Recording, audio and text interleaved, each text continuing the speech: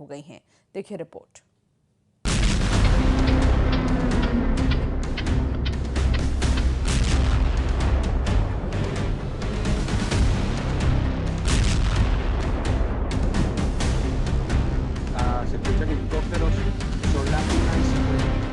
Venezuela के खिलाफ America की इस सैन्य कार्रवाई ने दुनिया भर में नई भय छेड़ दी है, क्योंकि ये कोई साधारण सैन्य कार्रवाई नहीं है।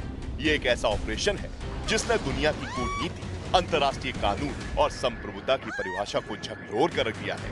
अमेरिकी हमले के बाद वेनेजुला अचानक एक राष्ट्र से ज्यादा एक रणभूमि में बदल गया।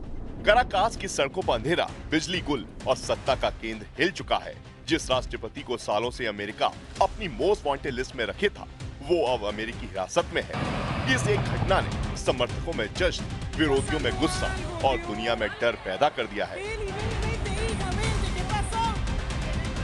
सवाल यही है कि क्या ये न्याय था या ताकत का खुला प्रदर्शन? Queremos gracias a Dios por su milagro. Gracias Dios por tu maravilla, gracias por tu milagro, gracias por ser bueno con nosotros.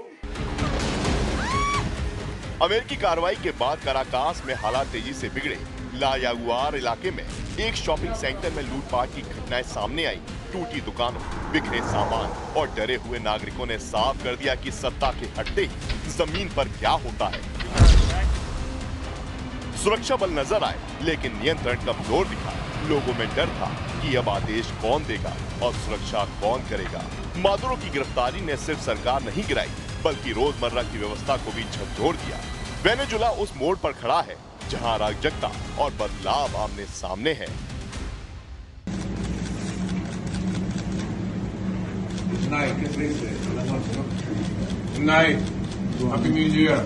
Impunity against the United States. This extremely successful operation should serve as warning to anyone who would threaten American sovereignty or हजारों kilometre दूर New York में एक बिल्कुल अलग तस्वीर दिखी। Brooklyn metropolitan detention centre के बाहर वेनेजुला के झंडों के साथ लोग जमा हुए। कुछ रो रहे थे, कुछ नारे लगा रहे थे और कुछ इसे ईश्वर का चमत्कार बता रहे थे। उनके लिए ये गिरफ्तारी सिर्फ एक नेता का पतन नहीं थी, बल्कि दशकों की पीड़ा का अंत थी। लोगों ने अमेरिका का शुक्रिया अदा किया और वेनेजुला के दोबारा खड़े होने की बात कही। ये जश्न सत्ता का नहीं, उम्मीद का था, एक देश के भविष्य की उम्मीद।